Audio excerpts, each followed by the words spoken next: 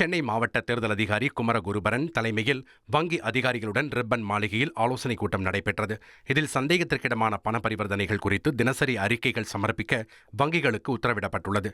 கடந்த 2 மாதங்களில் ஒரு கணக்கிலிருந்து ரூபாய் 1,00,000க்கு மேல் அசாதாரணமாக பணம் எடுத்தல் அல்லது வைப்பு செய்யப்பட்டிருந்தால் அவை கட்டாயம் தெரிவிக்க வேண்டும் என கூறப்பட்டுள்ளது.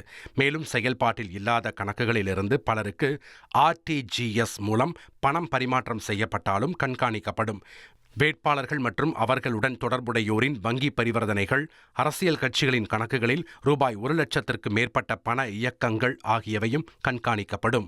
அதோடு வாக்காளர்களுக்கு லஞ்சம் வழங்க பயன்படுத்தக்கூடிய எந்த ஒரு சந்தேக பரிவர்த்தனையும் பதிவு செய்ய வேண்டும் என்றும், குறிப்பாக ஜிபே போன்ற டிஜிட்டல் பரிவர்த்தனைகளும் கண்காணிக்கப்படும் எனவும் அதிகாரிகள் தெரிவித்துள்ளனர்.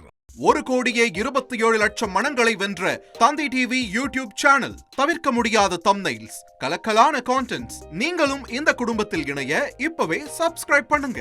அசுரபலம் கொண்ட எங்கள் டிஜிட்டல் கரங்களில் உங்கள் விளம்பரங்களை சேர்க்க வாட்ஸ்அப் பண்ணுங்க. 8939888838. Email advtthanditv@dttv.in.